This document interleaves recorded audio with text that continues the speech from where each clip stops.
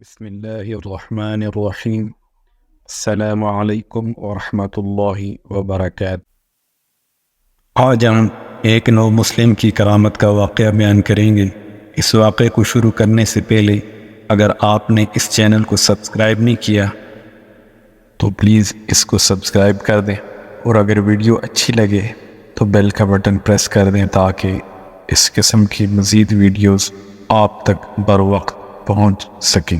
چلیں شروع کرتے ہیں۔ شیخ عبد الواحد بن زید رحمۃ اللہ علیہ فرماتے ہیں کہ ایک مرتبہ میں جہاز میں سوار تھا۔ تلاطم امواج سے جہاز ایک جزیرہ میں جا پہنچا۔ اس جزیرہ میں ہم نے دیکھا کہ ایک شخص ایک بت کی پرستش کر رہا ہے۔ ہم نے اس سے دریافت کیا کہ تو کس کی عبادت کرتا ہے؟ اس نے بت کی طرف اشارہ کیا۔ ہم نے کہا یہ تیرا معبود و خالق نہیں بلکہ خود دوسرے کا مخلوق ہے، اور ہمارا معبود وہ ہے جس نے اسے اور سب چیزوں کو پیدا کیا ہے۔ اس بت پرست نے دریافت کیا، بتاؤ تم کس کی عبادت کرتے ہو؟ ہم نے جواب دیا کہ ہم اس پاک ذات کی عبادت کرتے ہیں جس کا آسمان میں عرش ہے اور زمین میں اس کی دار و گیر ہے، اور زندہ اور مردوں میں اس کی تقدیر جاری ہے۔ اس کے نام پاک میں اس کی عظمت اور بڑائی نہایت بڑی ہے۔ اس نے پوچھا تمہیں یہ باتیں کس طرح معلوم ہوئیں؟ ہم نے کہا اس بادشاہ حقیقی نے ہمارے پاس ایک سچے رسول کو بھیجا، ہمیں ہدایت کی۔ پھر اس نے پوچھا کہ وہ رسول کون ہے اور وہ کہاں ہیں؟ ہم نے انہیں جواب دیا کہ جس کام کے لیے خدا نے انہیں بھیجا تھا جب وہ پورا کر چکے تو اس نے انہیں اپنے پاس بلا لیا۔ اس نے کہا رسول خدا نے تمہارے پاس اپنی کیا نشانی چھوڑی ہے؟ ہم نے کہا اللہ کی کتاب۔ کہا مجھے دکھاؤ۔ ہم اس کے پاس قرآن شریف لے گئے۔ اس نے کہا میں تو جانتا نہیں، تم پڑھ کر سناؤ۔ ہم نے اسے ایک سورت پڑھ کر سنائی۔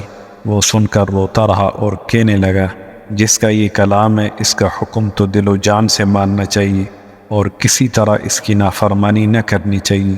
پھر وہ مسلمان ہو گیا۔ ہم نے اسے دین کے کچھ احکام اور چند صورتیں سکھائیں۔ جب رات ہوئی اور ہم سب اپنے اپنے بچھونوں پر لیٹے رہے، وہ بولا بھائیو یہ معبود جس کا تم نے مجھے پتہ اور صفات بتائیں وہ سوتا بھی ہے؟ ہم نے کہا وہ سونے سے پاک ہے، وہ ہمیشہ زندہ قائم ہے۔ اس نے کہا تم کیسے برے بندے ہو کہ تمہارا مولا نہیں سوتا اور تم سوتے ہو۔ اس کی یہ باتیں سن کر ہمیں بڑی حیرت ہوئی۔ مختصر یہ کہ ہم وہاں چند روز رہے۔ جب وہاں سے کوچ کا ارادہ ہوا، اس نے کہا بھائیو مجھے بھی ساتھ لے چلو۔ ہم نے قبول کر لیا۔ چلتے چلتے ہم آبادان پہنچ۔ میں نے اپنے یاروں سے کہا یہ ابھی مسلمان ہوا ہے، اس کی کچھ مدد کرنی چاہیے۔ ہم سب نے چند درہم جمع کر کے اسے دیے اور کہا کہ اسے اپنے خرچ میں لانا۔ وہ کہنے لگا لا الہ الا اللہ، تم تو عجیب آدمی ہو، تم ہی نے تو مجھے راستہ بتلایا اور خود ہی راہ سے بھٹک گئے۔ مجھے سخت تعجب آتا ہے کہ میں اس جزیرے میں بت کی عبادت کیا کرتا تھا، میں اسے پہچانتا نہ تھا۔ اس وقت بھی اس نے مجھے ضائع نہیں کیا، پھر جب میں اسے جاننے لگا تو اب وہ مجھے کس طرح ضائع کر دے گا؟ 3 دن کے بعد ایک شخص نے مجھے آ کر خبر دی کہ وہ نو مسلم مر رہا ہے، اس کی خبر لو۔ یہ سن کر میں اس کے پاس گیا اور پوچھا کہ تجھے کیا حاجت ہے؟ کہا کچھ نہیں، جس ذات پاک نے تمہیں جزیرہ میں پہنچایا اسی نے میری سب حاجتیں پوری کر دیں۔ خواجہ عبد الواحد رحمۃ اللہ علیہ فرماتے ہیں کہ مجھے وہیں بیٹھے بیٹھے نیند کا غلبہ ہوا اور میں سو گیا۔ کیا دیکھتا ہوں کہ ایک سرسبز باغ ہے، اس میں ایک قبا ہے اور ایک مکلف تحت بچھا ہوا ہے، اس پر ایک نہایت حسین نو عمر عورت جلوہ افروز ہے۔ کہتی ہے خدا کے لیے اس نو مسلم کو جلدی بھیجو، مجھے اس کی جدائی میں بڑی بے قراری اور بے صبری ہے۔ اتنے میں میری آنکھ کھلی تو دیکھا وہ سفر آخرت کر چکا تھا۔